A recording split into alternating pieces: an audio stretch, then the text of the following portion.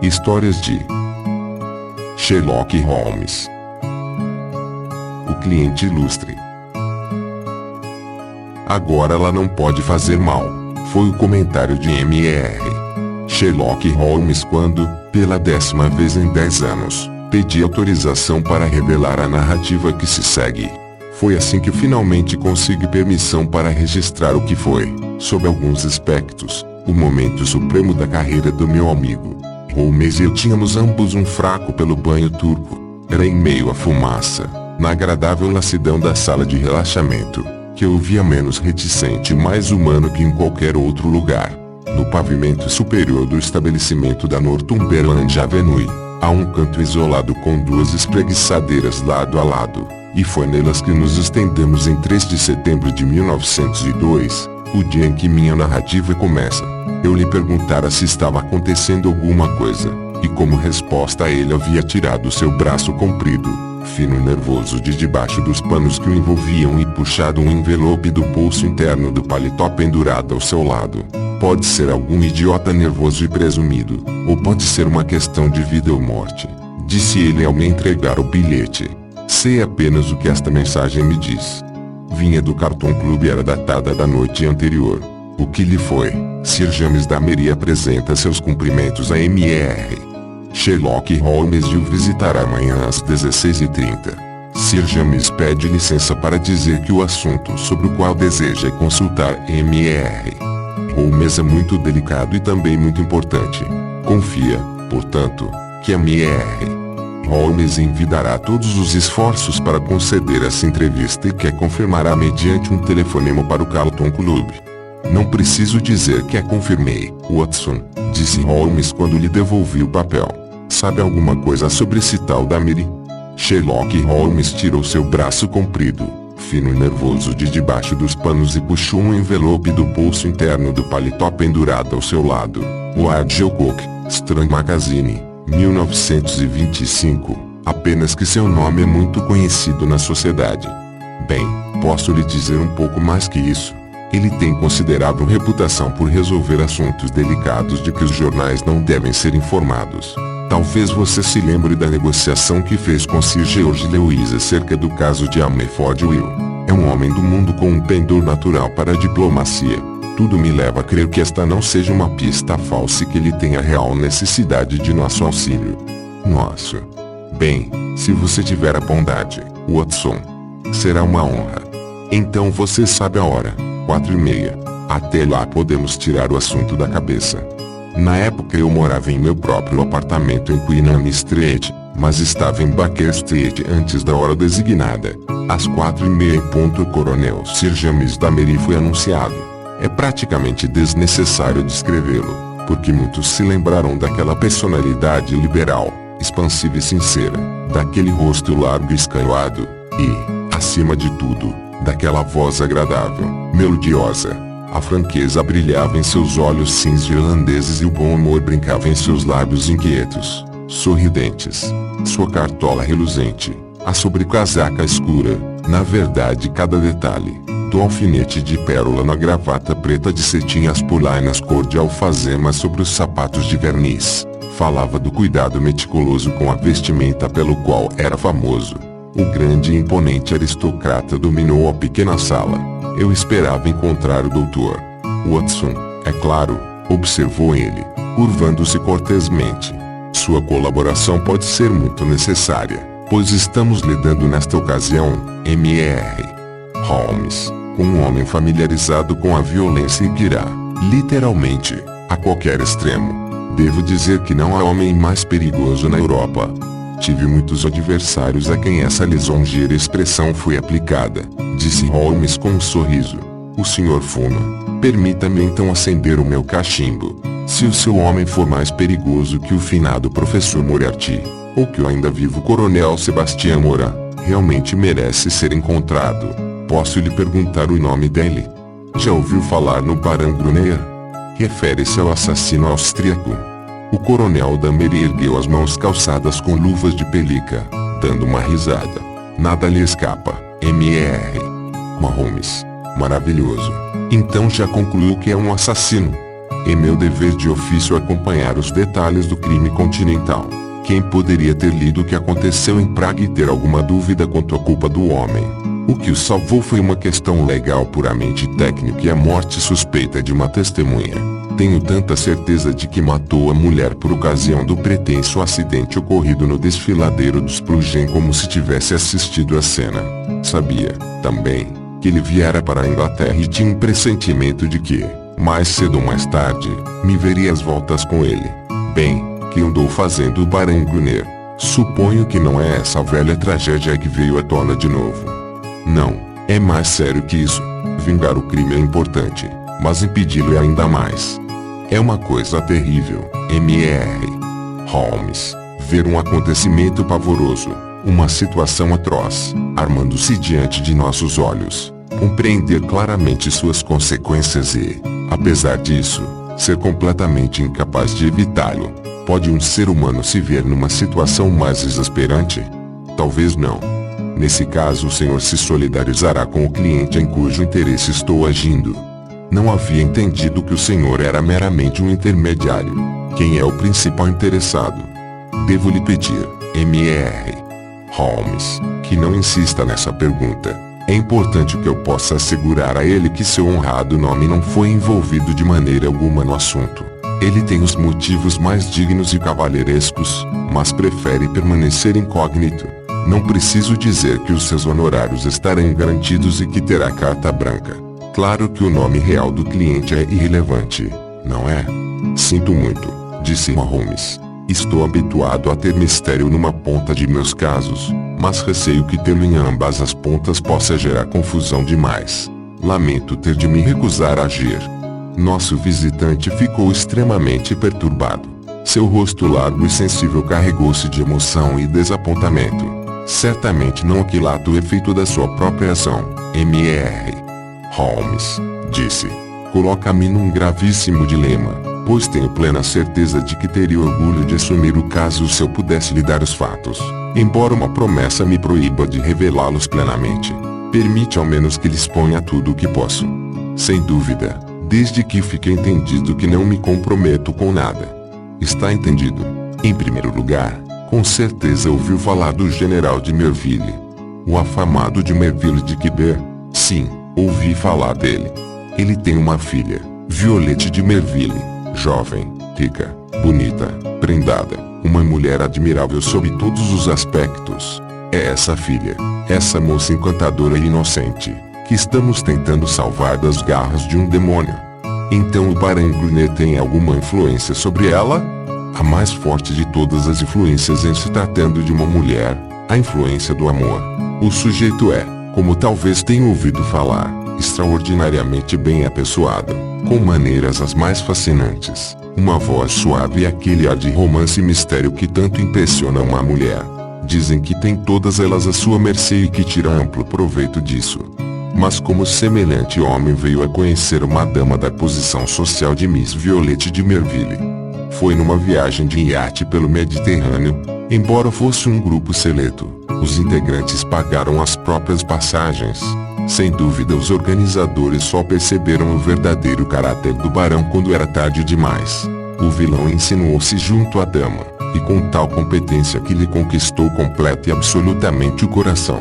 Dizer que ela o ama é ficar aquém da verdade. Ela é louca, é obcecada por ele. Fora dele não existe nada sobre a terra.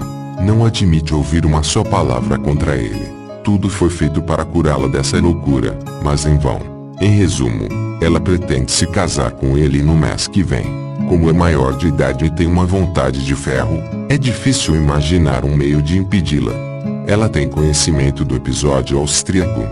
O diabo ardiloso contou-lhe todos os abomináveis escândalos públicos de sua vida passada, mas de maneira a parecer como um mártir inocente. Ela aceita completamente sua versão e se recusa a ouvir qualquer outra. Meu Deus! Mas parece que, inadvertidamente, deixou escapar o nome de seu cliente. É sem dúvida o general de Merville, não? Nosso visitante agitou-se em sua cadeira. Eu poderia enganá-lo dizendo que sim, Mr. Holmes, mas não seria verdade. De Merville é um homem arrasado. O forte soldado ficou inteiramente acovardado por esse incidente. Perdeu a coragem que nunca lhe faltou no campo de batalha e se tornou um velho fraco, trêmulo, incapaz de lutar com um patife brilhante, convincente como esse austríaco. Meu cliente, no entanto, é um velho amigo, um homem que conhece o general intimamente há muitos anos e desenvolveu um interesse paternal por essa menina desde que ela usava vestido curto. Ele é incapaz de ver essa tragédia se consumar de braços cruzados. Não é uma situação em que a Scotland Yard possa agir. Foi sugestão dele mesmo que o senhor fosse chamado, mas isso, como eu disse, sob a recomendação expressa de que ele não deveria ser pessoalmente envolvido no assunto. Não tenho dúvida, Mr. Holmes, de que, com seus grandes poderes, conseguiria descobrir facilmente quem é o meu cliente por meu intermédio, mas devo lhe pedir, como ponto de honra, que se abstenha de fazê-lo e não quebre seu anonimato. Holmes abriu um sorriso despropositado. Acho que posso certamente lhe prometer isso, disse. Posso acrescentar que seu problema me interessa e que estou disposto a examiná-lo. Como poderei entrar em contato com o senhor? O Carlton Club me encontrará, mas, em caso de emergência, há um telefone privado, apóstrofo 20.31. Holmes anotou e se sentou, ainda sorrindo, com sua agenda aberta sobre os joelhos. O endereço atual do barão, por favor? Vernon Lodge, perto de Kingston. É uma casa grande. Ele tem tido sorte em algumas especulações bastante duvidosas e é um homem rico, o que, naturalmente, faz dele um rival mais perigoso. Ele está em casa no momento. Está. Afora o que me contou, pode me dar mais alguma informação sobre o homem? Ele tem gostos dispendiosos. É um aficionado dos cavalos. Durante um breve tempo jogou polo em Hurlingham, mas depois esse caso de praga suscitou rumores e ele teve de abandonar o esporte. Coleciona livros e pinturas. É um homem com considerável faceta artística em sua natureza. É, acredito, uma autoridade reconhecida em cerâmica chinesa e escreveu um livro sobre o assunto. Uma mente complexa, disse Holmes. Todos os grandes criminosos são assim. Meu velho amigo Charlie Piaz era um virtuoso do violino. Wayne Urich era um artista respeitável. Eu poderia citar muitos outros. Bem, se James queira informar ao seu cliente que estou voltando minha mente para o Barão Brunner, não posso dizer mais nada. Tenho algumas fontes de informação próprias e atrevo-me a dizer que daremos um jeito de abordar o caso. Depois que nosso visitante nos deixou, Holmes passou tanto tempo imerso em profundos pensamentos que tive a impressão de que se esquecera da minha presença. Por fim, contudo, voltou vividamente à terra. Bem, Watson, alguma opinião? Eu diria que o melhor seria você ver a própria jovem. Meu caro Watson, se o pobre e alquebrado pai dela não a consegue demover, como eu, um estranho, o conseguiria. No entanto, a sugestão faz algum sentido, se tudo mais falhar. Mas acho que devemos começar de um ângulo diferente. Imagino que Shinwell Johnson certamente nos poderá ser útil. Ainda não tive a oportunidade de mencionar Shinwell Johnson nestas memórias porque raramente extraí meus casos das últimas fases da carreira do meu amigo. Durante os primeiros anos do século, ele se tornou um assistente valioso. Johnson, lamento dizer, fez seu nome de início como um bandido muito perigoso e cumpriu penas severas em Parkhurst. Por fim, arrependeu-se e aliou-se a Holmes, passando a operar como seu agente no enorme submundo de Londres e obtendo informações que muitas vezes se provavam de importância vital. Fosse Johnson um alcaguete da polícia, logo teria sido flagrado, mas como lidava com casos que jamais chegavam diretamente aos tribunais, suas atividades nunca eram percebidas por seus companheiros. Com o glamour que seus dois sentenciamentos lhe conferiam, tinha acesso a todos os night clubs, hotéis baratos e antros de jogo da cidade, e sua observação rápida e cérebro ativo faziam dele um agente ideal para cavar informações. Era a ele que Sherlock Holmes pretendia recorrer agora. Não me foi possível acompanhar os passos imediatos do meu amigo, pois eu tinha alguns assuntos profissionais prementes para resolver, mas marcamos um encontro para aquela noite no Simpsons, onde, sentados a uma mesinha junto à janela da frente e contemplando o agitado fluxo de pessoas no Strand, ele me contou alguma coisa do que se passara. Johnson está à espreita, disse. Talvez consiga recolher algum lixo nos recessos mais escuros do submundo.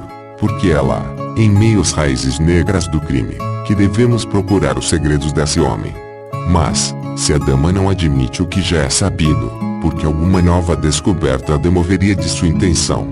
Quem sabe, Watson? O coração e a mente de uma mulher são enigmas insolúveis para o homem. O assassinato pode ser tolerado ou explicado, e, não obstante, uma ofensa menor poderia exasperar.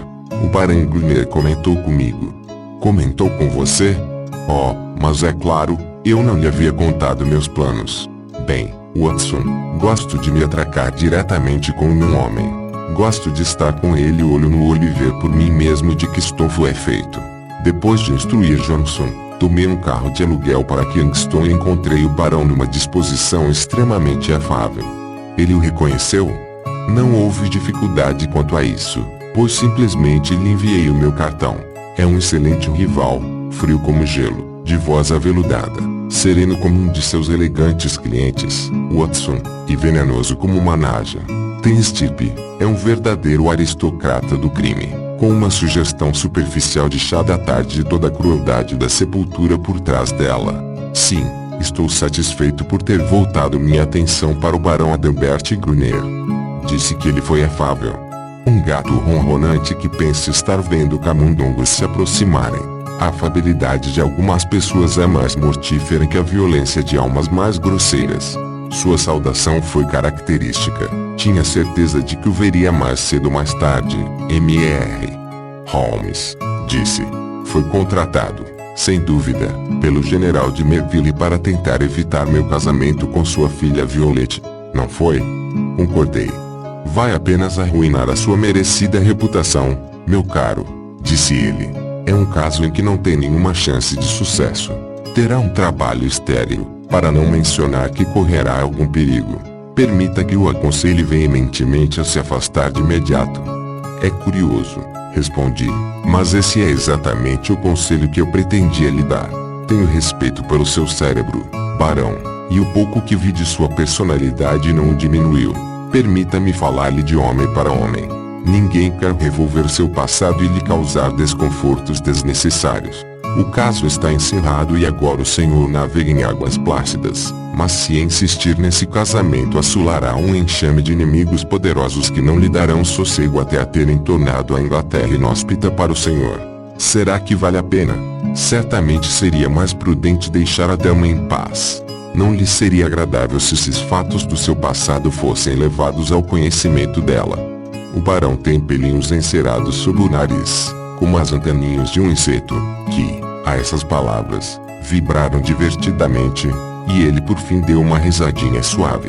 Desculpe a minha hilaridade, Mr. Holmes, disse, mas é realmente engraçado vê-lo tentando fazer uma jogada sem cartas na mão. Acho que ninguém faria isso melhor, mas mesmo assim é um tanto patético. Não tem nenhuma figura na mão, Mr. Holmes. Nada a não ser as cartas mais baixas. É o que pensa? É o que sei. Permita-me deixar as coisas claras para o senhor, pois minha mão é tão forte que posso me dar ao luxo de mostrá-la. Tive a aventura de conquistar a afeição plena dessa dama. Isso me foi dado apesar de eu lhe ter contado muito claramente todos os infelizes incidentes de minha vida passada. Disse-lhe também que certas pessoas cruéis e ardilosas, espero que o senhor se reconheça, se aproximariam dela e lhe contariam essas coisas, e ensinei-lhe como tratá-las. Já ouviu falar de sugestão pós-hipnótica, Mr. Holmes? Bem, verá como isso funciona, pois um homem de personalidade pode usar o hipnotismo sem quaisquer passes ou outras tolices vulgares. Portanto, ela está pronta para o senhor e, não tenho dúvida, se disporá a recebê-lo, pois é muito obediente à vontade do pai, exceto numa pequena questão. Bem, Watson, como parecia não haver mais nada a dizer, despedi-me com a dignidade mais fria que consegui reunir, quando eu tinha a mão na maçaneta. Porém, ele me deteve. A propósito, Mr. Holmes, disse, conheceu a Lebrun, o agente francês? Sim, respondi. Sabe o que lhe aconteceu? Ouvi falar que levou uma surra de alguns apaches no bairro de Montmartre e ficou aleijado para o resto da vida. Isso mesmo, Mr. Holmes. Por uma curiosa coincidência, ele andara fazendo perguntas sobre meus negócios apenas uma semana antes. Não faça isso, Mr. Holmes. Não é uma boa ideia. Muita gente descobriu isso. A última palavra que lhe digo é: siga o seu caminho e deixe-me seguir o meu. Até logo. É isto, Watson. Agora você está a par dos últimos acontecimentos. O sujeito parece perigoso. Imensamente perigoso. Desprezo o fanfarrão, mas este é o tipo de homem que diz bem menos do que pensa. Quando eu tinha a mão na maçaneta, ele me deteve. A última palavra que lhe digo é: siga o seu caminho e deixe-me seguir o meu. Até logo. Ward G. Cook, Strand Magazine, 1925. Você deve interferir. É mesmo importante impedi-lo de se casar com a moça. Considerando que ele indubitavelmente assassinou a última esposa, eu deveria dizer que é importantíssimo. Ademais, o cliente. Bem, não precisamos discutir isso. Quando você tiver terminado o seu café, seria melhor vir comigo, pois o alegre Shinwell estará lá com o relatório dele. De fato encontramos um homem enorme, grosseiro, de cara vermelha, escorbútico, com um par de brilhantes olhos pretos que eram o único sinal exterior da mente espertíssima que havia ali dentro. Parecia que havia mergulhado num reino peculiarmente seu, e tinha a seu lado no sofá uma tocha que trouxera, na forma de uma moça delgada, fogosa, com um rosto pálido e intenso, mas apesar disso tão desgastado pelo pecado e a dor que era possível adivinhar os terríveis anos que haviam deixado sua marca leprosa sobre ela. Esta é Miss Kitty Winter, disse Shinwell Johnson, estendendo sua mão gorda à guisa de apresentação. O que ela não sabe? Bem, ela falará por si mesma. Pus a mão nela, Mr. Holmes, menos de uma hora depois de receber seu recado. É fácil me encontrar, disse a moça. É só procurar no inferno, em Londres. O mesmo endereço de Porky Shinwell. Somos velhos camaradas, Porky, você e eu. Mas, por Deus, há um outro que deveria estar metido no inferno mais profundo que nós se houvesse alguma justiça no mundo. É o homem que está procurando, Mr. Holmes. Holmes sorriu. Vejo que temos a sua bênção, Miss Winter. Se eu puder ajudar a pô-lo onde deveria estar, sou até os estertores, disse nossa visitante com inflamada energia. Havia em seu rosto branco e determinado e em seus olhos chamejantes uma intensidade de ódio que raramente um homem ou uma mulher consegue atingir. Não precisa vasculhar o meu passado, Mr. Holmes. Ele não vem ao caso. Mas o que eu sou é o que Adelbert Gruner fez de mim. Se eu pudesse destruí-lo. Agarrou o ar com as mãos freneticamente. Oh, se eu pudesse apenas puxá-lo para o poço no qual ele empurrou tantos. Sabe em que pé estão as coisas? Porque Shinwell andou me dizendo. Anda atrás de outra pobre idiota e pretende se casar com ela desta vez. O senhor quer impedi-lo. Bem, certamente sabe o bastante sobre esse demônio para impedir que qualquer moça decente, em seu juízo perfeito, queira fazer parte da mesma paróquia que ele. Ela não está em seu juízo perfeito. Está loucamente apaixonada. Contaram-lhe tudo sobre ele. Não dá a menor importância. Contaram-lhe sobre o assassinato. Contaram. Meu Deus. Ela deve ter muita coragem. Ela cala a boca de todos como caluniadores. Não poderia expor provas diante dessa tola? Bem, pode nos ajudar a fazer isso. Se posso. Claro que sim. Bem, vale a pena tentar. Mas ele contou a ela a maior parte de seus pecados e obteve o seu perdão, e pelo que entendo ela não está disposta a reconsiderar. Aposto que ele não lhe contou tudo, disse Miss Winter. Pude depreender que houve 1 ou 2 assassinatos além desse que causou tanto furor. Ele falava de alguém com sua maneira aveludada, e depois me lançava um olhar firme e dizia, ele morreu menos de 1 mês depois. E não era conversa fiada. Mas eu pouco me importava, o senhor entende. Eu também o amava nessa época. Aprovava o que quer que fizesse, como essa pobre tonta. Houve apenas uma coisa que me abalou. Sim, por Cristo, se não tivesse sido sua língua mentirosa, venenosa, que explique a branda, eu o teria deixado aquela noite mesmo. É um livro que ele tem. Um livro com capa de couro marrom, com suas armas em dourado e uma fechadura. Acho que ele estava um pouquinho tocado aquela noite, ou não o teria mostrado para mim. Que era, então? Vou lhe contar. M.R.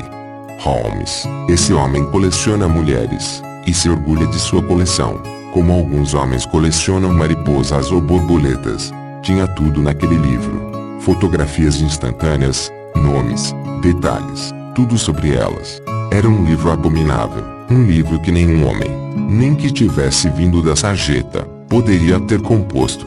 Mas esse era o livro de Adelbert Gruner, Almas que Arruinei. Ele poderia ter escrito isto na capa se a ideia lhe tivesse ocorrido. No entanto, isso é irrelevante, pois o livro não lhe serviria, e, mesmo que servisse, o senhor não conseguiria. Onde está? Como posso lhe dizer onde está agora? Faz mais de um ano que o deixei. Sei onde ele o guardava naquela época. Mas como é em muitas coisas um homem preciso, metódico, é possível que ainda o guarde no escaninho da velha secretária em seu gabinete interno. Conhece a casa dele? Estive no gabinete, disse Holmes. Esteve mesmo. Não brincou em serviço, se é que começou só esta manhã. Talvez o caro Adelbert tenha encontrado um adversário à sua altura desta vez. O gabinete externo é o que contém as cerâmicas chinesas, um grande armário de vidro entre as duas janelas. Depois, atrás da escrivaninha, há uma porta que leva ao gabinete interno, uma salinha onde ele guarda papéis e coisas. Ele não tem medo de ladrões? Adelbert não é nenhum covarde. Nem seu pior inimigo poderia dizer isso dele. É capaz de tomar conta de si mesmo. Há um alarme contra ladrões à noite.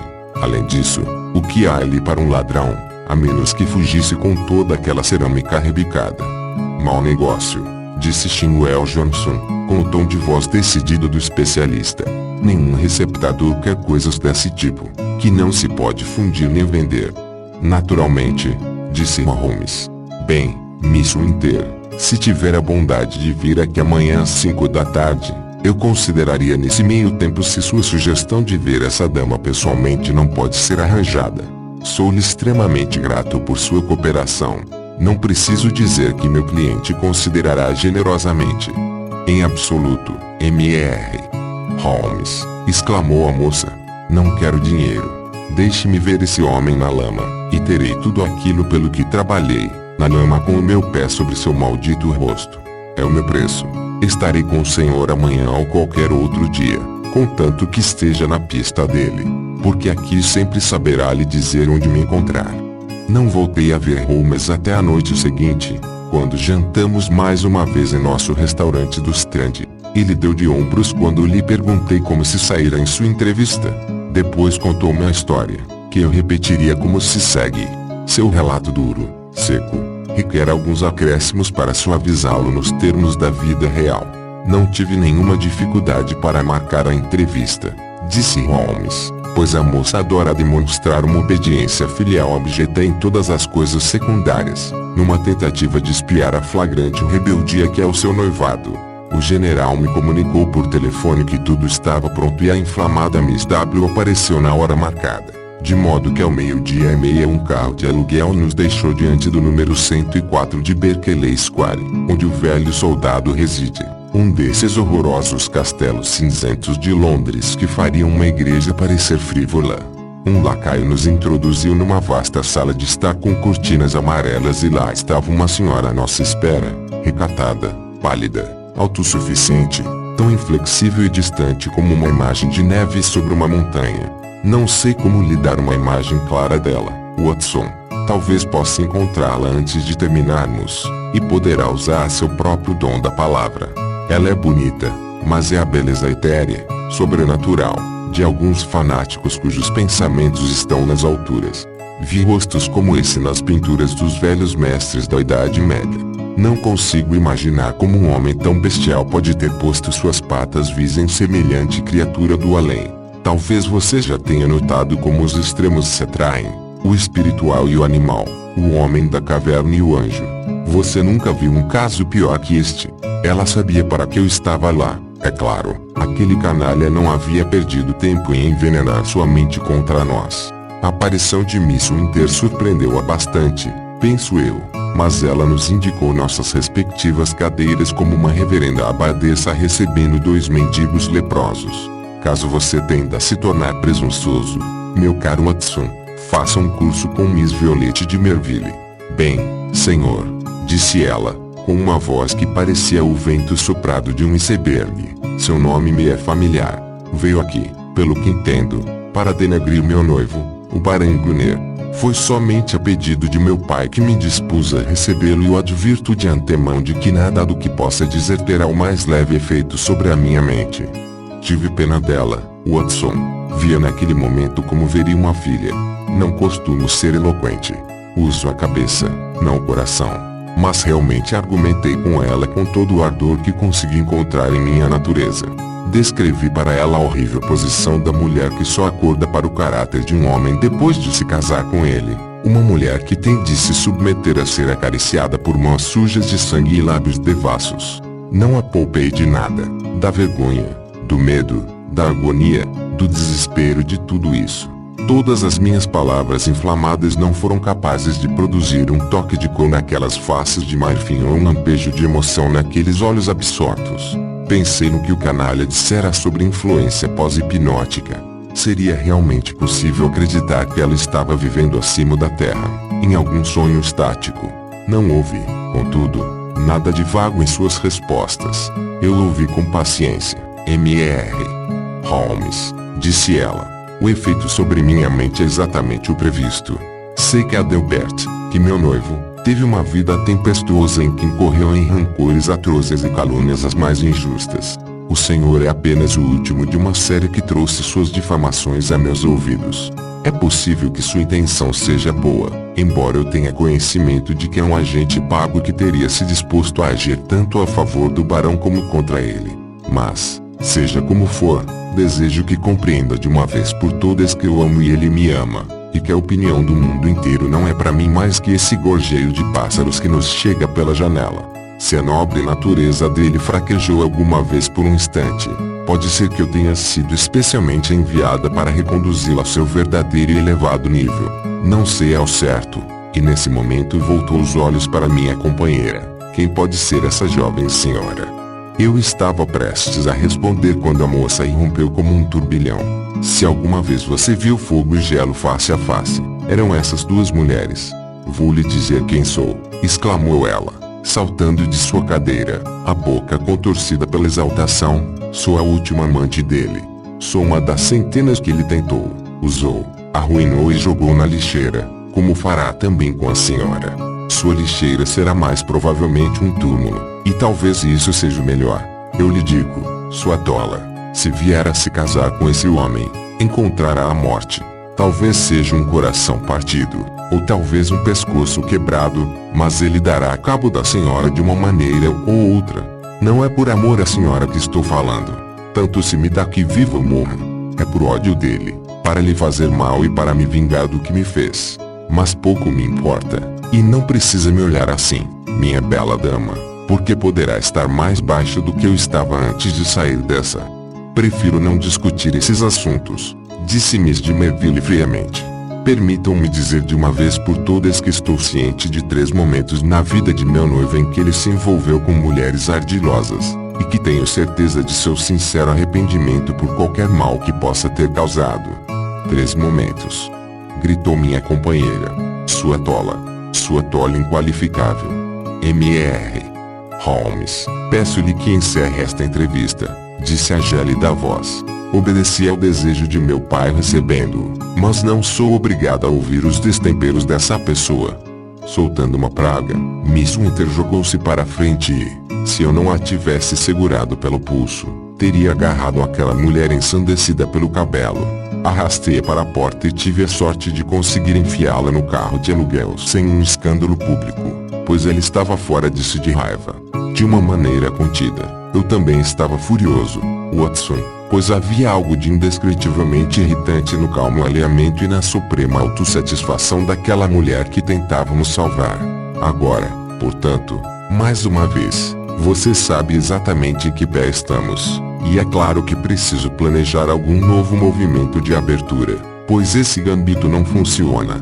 Vou me manter em contato com você, Watson, pois é mais do que provável que você tenha um papel a desempenhar, embora seja igualmente possível que a próxima jogada vá caber a eles e não a nós. E assim foi. Eles desferiram o golpe, ou melhor, ele desferiu, porque nunca pude acreditar que a dama estivesse a par disso. Acho que eu poderia mostrar exatamente o paralelepípedo que pisava quando meus olhos caíram sobre o cartaz, e uma pontada de angústia atravessou minha alma. Foi entre o Grand Hotel e a Charing Cross Station, onde um jornaleiro perneta exibia seus jornais vespertinos. Fazia apenas 2 dias que tivéramos a última conversa. Ali, preto sobre amarelo, estava a terrível manchete: ataque homicida a Sherlock Holmes. Creio que fiquei atordoado por alguns instantes.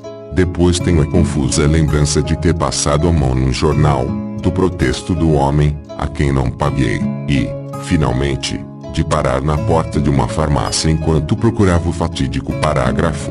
Eis o que ele dizia: soubemos com pesar que M.R. Sherlock Holmes, o conhecido detetive particular, foi vítima esta manhã de uma tentativa de homicídio que o deixou em deplorável estado. Não dispomos de detalhes precisos, mas o episódio parece ter ocorrido por volta do meio-dia em Regent Street, em frente ao Café Royal. O ataque foi obra de 2 homens armados com bordões, e M.R. Holmes, atingido na cabeça e no corpo, apresenta ferimentos que os médicos qualificam de extremamente graves. Ele foi carregado para o hospital de Charing Cross e mais tarde insistiu em ser levado para seus aposentos em Baker Street. Ao que parece, os malfeitores que o atacaram eram homens respeitavelmente vestidos, que fugiram dos circunstantes atravessando o Café Royal e saindo pelos fundos, em Glasshouse Street. Sem dúvida pertencem àquela irmandade criminosa que tantas vezes teve oportunidade de lamentar a atividade e a engenhosidade do ferido. Não preciso dizer que, mal correr aos olhos pelo parágrafo acima, eu já havia saltado num lançon e rumava para Baker Street. Encontrei Silas Leoakshott, o famoso cirurgião, no vestíbulo e seu Brogan à espera junto ao meio-fio. O Argel Cook, Strand Magazine, 1925. Não há perigo imediato, anunciou-me. 2 dilacerações no couro cabeludo e algumas contusões consideráveis. Vários pontos foram necessários. Apliquei-lhe uma injeção de morfina e o repouso é essencial, mas alguns minutos de conversa não seriam proibidos em absoluto. O ataque foi obra de 2 homens armados com bordões. O Argel Cook, Strand Magazine, 1925. Com essa permissão, entrei furtivamente no quarto à meia luz. O paciente estava inteiramente acordado e ouvi meu nome num sussurro rouco. A persiana estava a 3/4 baixada, mas um raio de sol oblíquo penetrava, iluminando a cabeça enfaixada do ferido. Uma mancha vermelha molhara as compressas brancas. Sentei-me ao lado dele e abaixei a cabeça. Tudo bem, Watson. Não fique tão assustado, murmurou ele numa voz muito fraca. Não é tão grave como parece. Graças a Deus. Sou um especialista em se tratando de um único atacante, como você sabe. Consegui me defender da maioria dos golpes. Foi o segundo homem que se revelou demais para mim. Que posso fazer, Holmes? É claro, foi aquele maldito sujeito que os mandou. Vou lá e lhe arranco o couro se você me autorizar. Meu velho Watson, não podemos fazer nada, a menos que a polícia ponha a mão nesses homens. Mas sua fuga havia sido bem preparada. Podemos ter certeza disso. Espere um pouco. Tenho os meus planos. A primeira coisa é exagerar os meus ferimentos. Eles o procurarão em busca de notícias. Carregue nas tintas, Watson. Diga que terei muita sorte se viver uma semana. Concussão, delírio, o que você quiser. Nenhum exagero será demais. Mas e Silas Leoakshott? Oh, não se preocupe. Ele verá meu pior lado. Cuidarei disso. Mais alguma coisa? Sim. Diga a Shinwell Johnson para tirar aquela moça do caminho. Aqueles sujeitos vão estar à procura dela agora. Eles sabem, é claro, que ela estava comigo no caso. Se ousaram me atacar é pouco provável que a poupem. É urgente. Faça isso hoje à noite. Vou agora. Mais alguma coisa? Ponha meu cachimbo na mesa, e o chinelo com o fumo. Ótimo. Venha todas as manhãs e planejaremos nossa campanha. Combinei com Johnson aquela noite que Miss Winter seria levada para um subúrbio sossegado e ficaria escondida até que o perigo passasse. Durante 6 dias o público ficou sob a impressão de que Holmes estava às portas da morte. Os boletins falavam de um estado muito grave e parágrafos sinistros apareciam nos jornais. Minhas contínuas visitas me asseguravam de que as coisas não andavam assim tão mal. Sua constituição vigorosa e sua vontade resoluta operavam maravilhas. Ele se recuperava rapidamente e vez por outra eu desconfiava de que, na verdade, estava se recobrando mais depressa do que aparentava, mesmo para mim. O homem cultivava um curioso amor ao mistério que levava a muitos efeitos espetaculares, mas deixava até seu amigo mais íntimo sem saber quais poderiam ser exatamente os seus planos. Levava ao extremo o axioma segundo o qual o único conspirador seguro é o que conspira sozinho. Embora eu estivesse mais próximo dele que qualquer outra pessoa, tinha permanente consciência do fosso que nos separava. No 7º dia os pontos foram retirados, mas a notícia publicada nos jornais vespertinos falava de erisipela. Os mesmos jornais vespertinos traziam uma notícia que me via obrigado, estivesse ele bem ou mal, a levar para o meu amigo. Dizia simplesmente que entre os passageiros do navio Mauritania, da companhia Cunard, que partiria de Liverpool na sexta-feira, estava o barão Adelbert Gruner, que tinha importantes negócios financeiros a resolver nos Estados Unidos antes de seu iminente casamento com Miss Violette de Merville, a única filha de etc. Enquanto Holmes ouvia a notícia, vi estampada em seu rosto pálido uma expressão fria e concentrada que me revelou que ela o atingia profundamente. Sexta-feira, exclamou. Só 3 dias livres.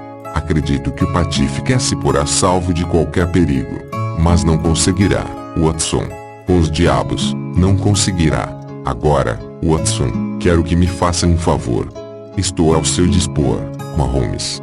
Bem, então dedique as próximas 24 horas a um intenso estudo da cerâmica chinesa. Não me deu explicação, nem eu pedi nenhuma. Graças a uma longa experiência, eu havia aprendido a sabedoria da obediência.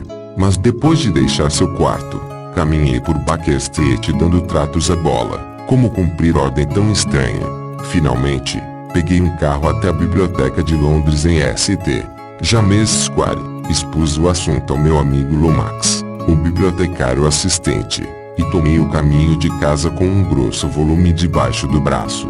Dizem que um advogado que estuda um assunto às pressas para poder interrogar uma testemunha especializada na segunda-feira já terá esquecido todo esse conhecimento forçado antes do sábado.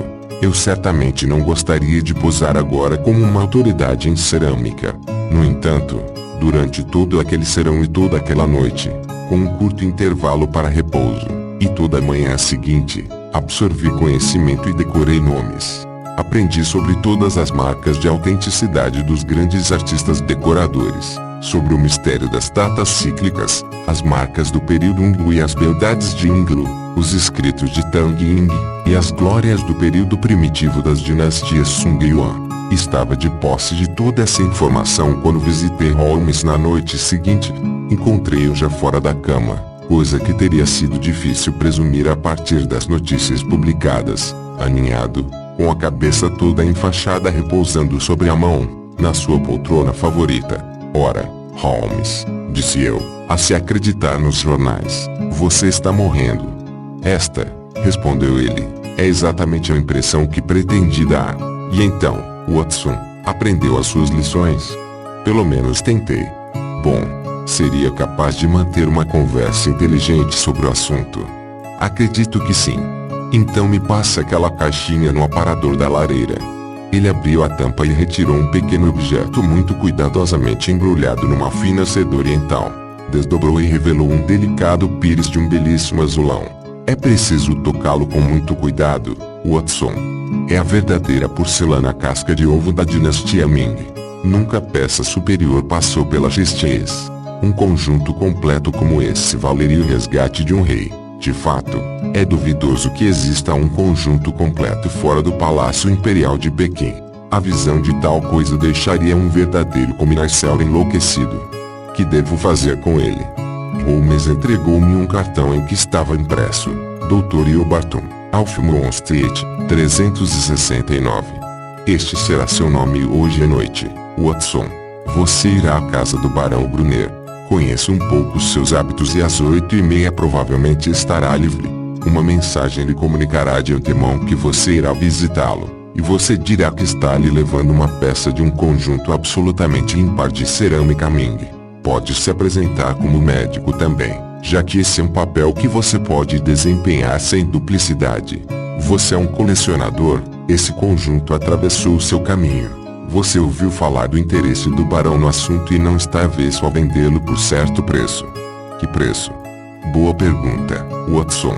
Você daria certamente um grave vexame se não soubesse o preço de suas próprias mercadorias. Este pires foi obtido para mim por Sir James e vem, pelo que entendi, da coleção do seu cliente. Você não estará exagerando se disser que dificilmente se encontraria outro igual no mundo. Talvez eu pudesse sugerir que o conjunto fosse avaliado por um especialista. Excelente, Watson. Você está fulgurante. Sugira Gestion ao Sotheby. Sua delicadeza o impede de fixar um preço você mesmo. Mas e se ele não me receber? Oh, sim, ele o receberá. Tem a mania da coleção em sua forma mais aguda, e especialmente nesse assunto, sobre o qual é uma autoridade reconhecida. Sente-se, Watson, vou lhe ditar a carta. Nenhuma resposta é necessária. Você dirá simplesmente que irá vê-lo. E por quê?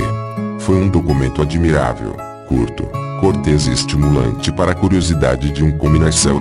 Um mensageiro distrital foi devidamente despachado com ele, na mesma noite, com o precioso pires na mão e o cartão do doutor.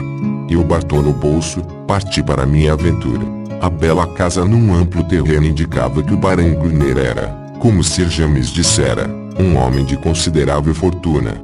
Um longo e serpeante caminho, com massas de arbustos raros de ambos os lados, levava a um grande pátio de cascalho adornado com estátuas. A casa fora construída por um rei do ouro sul-africano na época do Grande Boom.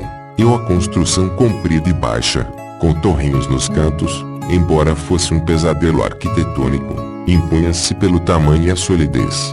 Um mordomo que poderia ter adornado uma bancada de bispos me fez entrar e me confiou a um lacaio vestido de veludo que me levou à presença do barão. Ele estava de pé diante da porta aberta de um grande armário que ficava entre as janelas e que continha partes de sua coleção chinesa. Virou-se quando entrei, com um pequeno vaso marrom na mão. Tenha a bondade de se sentar, doutor, disse.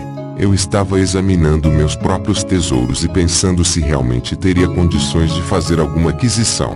Este pequeno exemplar Tang, que data do século VII, provavelmente lhe interessaria. Tenho certeza de que nunca viu execução mais primorosa ou esmalte mais magnífico. Trouxe o pires Ming de que falou? Desembrulhei a peça cuidadosamente e entreguei-a. Ele se sentou à sua escrivaninha, aproximou a lâmpada, pois estava escurecendo, e pôs-se a examiná-la.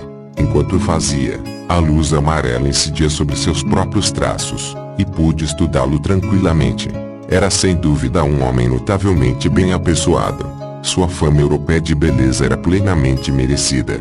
Embora de altura apenas mediana, tinha uma constituição graciosa, de linhas vigorosas. O rosto era moreno, quase oriental, com olhos grandes, escuros e langorosos que poderiam facilmente exercer um fascínio irresistível sobre as mulheres. O cabelo e o bigode eram negros, este último curto, pontudo e cuidadosamente encerado. Os traços eram regulares e agradáveis, exceto pela boca reta, de lábios finos. Se alguma vez vi a boca de um assassino foi aquela, um corte cruel e duro na face, cerrada, inexorável e terrível. Uma imprudência de sua parte afastar dela o bigode, pois era o sinal de perigo da natureza, exibido como uma advertência para suas vítimas. Sua voz era cativante e as maneiras pareciam perfeitas. Quanto à idade, calculei que tinha pouco mais de 30 anos. Embora mais tarde seus documentos tenham mostrado que tivesse 42. Belíssimo, realmente belíssimo, disse ele finalmente. E disse que tem um conjunto de 6, completando o jogo. O que me intriga é que eu nunca tenho ouvido falar de exemplares tão magníficos. Só tenho conhecimento de um na Inglaterra que se equipara a este, e ele certamente não deve estar à venda. Eu seria indiscreto se lhe perguntasse, doutor. E o Barton, como obteve esta peça? Isso tem realmente importância? Perguntei com o ar mais displicente que consegui. Pode ver que a peça é genuína, e, quanto ao valor, estou disposto a aceitar a avaliação de um especialista. Muito misterioso, disse ele com um rápido lampejo de desconfiança nos seus olhos negros. Ao negociar com objetos de tamanho valor, naturalmente desejamos saber tudo sobre a transação. Que a peça é genuína, é certo. Não tenho dúvida nenhuma quanto a isso. Mas suponha, sou obrigado a levar em conta todas as possibilidades, que se prove mais tarde que o senhor não tinha o direito de vendê-la. Eu lhe daria garantias contra qualquer alegação desse tipo. Isso, é claro, abriria a questão do valor da sua garantia. Meu banqueiro resolveria isso. Naturalmente. Contudo, toda essa transação me parece um tanto inusitada.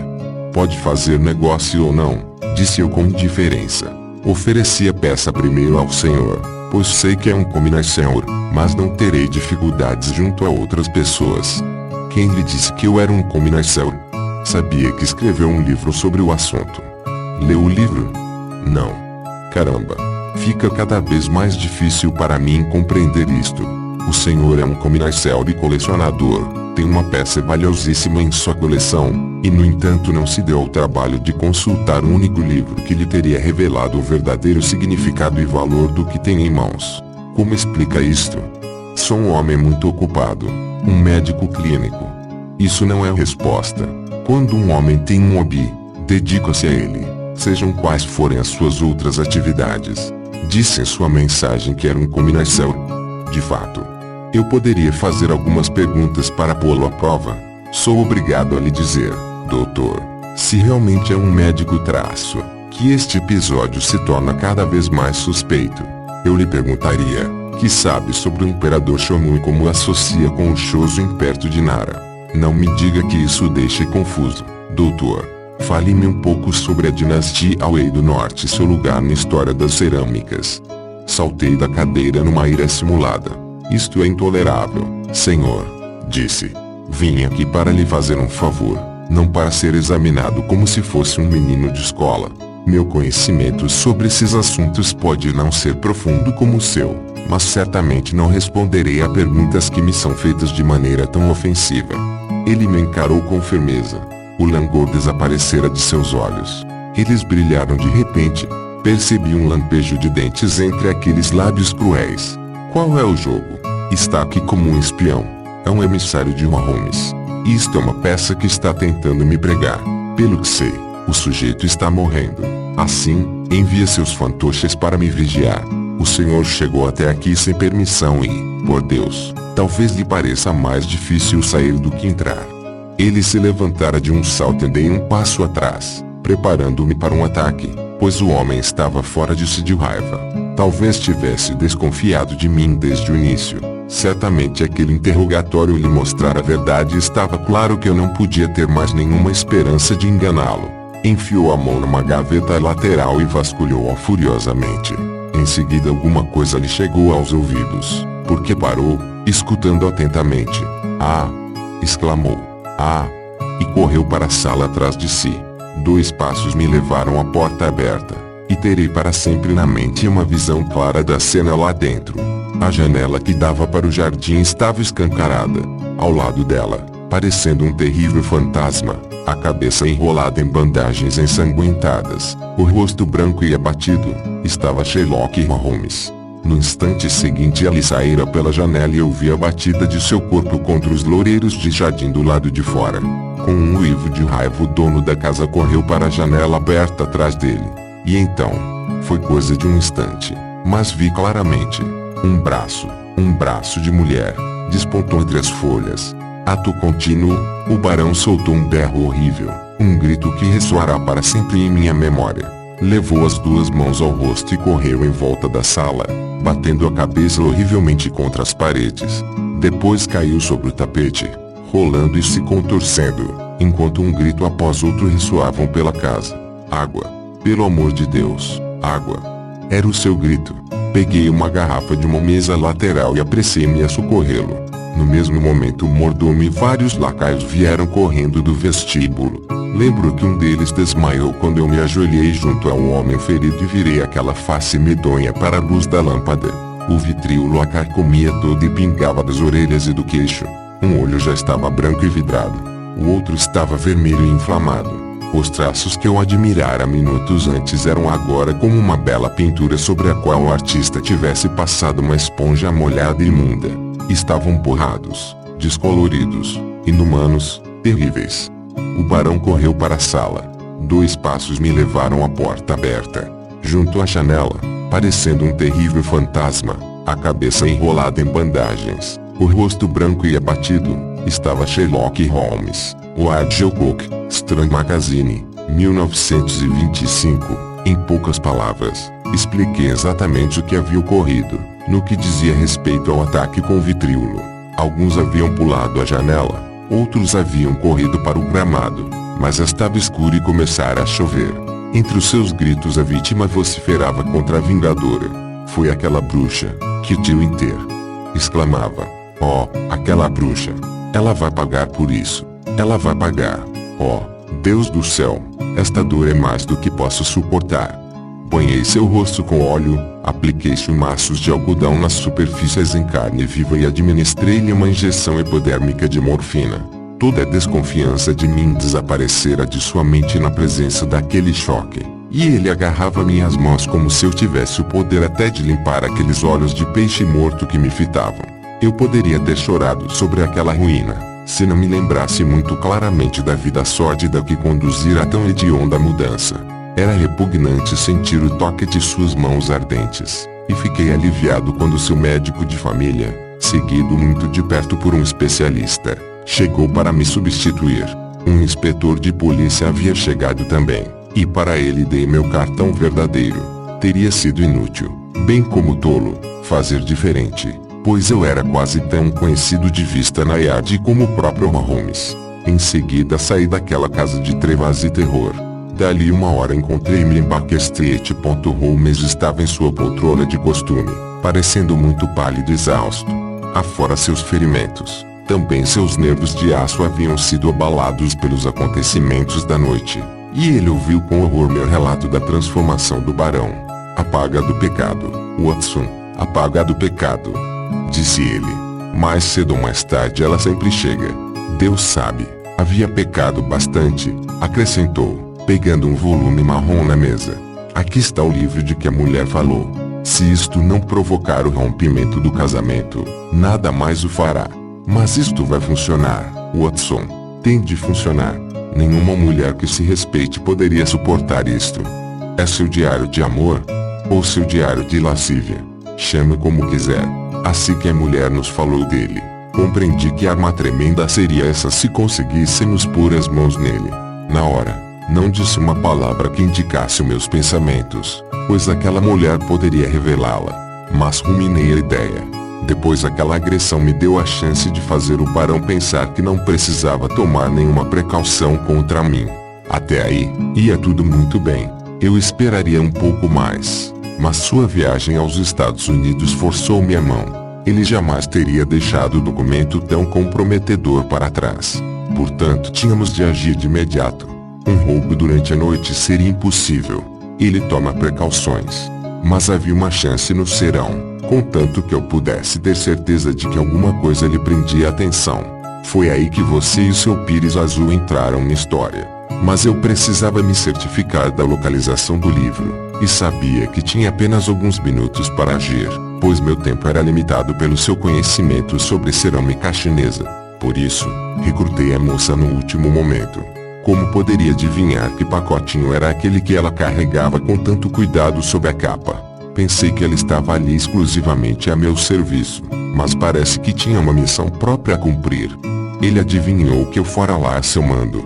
Eu temia que isso acontecesse, mas você o entreteve tempo suficiente para que eu pegasse o livro, embora não o bastante para que fugisse sem ser visto. Ah, Sir James, alegra-me muito que tenha vindo. Nosso refinado amigo apareceu em resposta a um chamado anterior. Ouviu com a mais profunda atenção o relato de Holmes sobre o que ocorrera. O senhor operou maravilhas, maravilhas. exclamou após ouvir a narrativa. Mas se esses ferimentos forem tão medonhos quanto o Dr.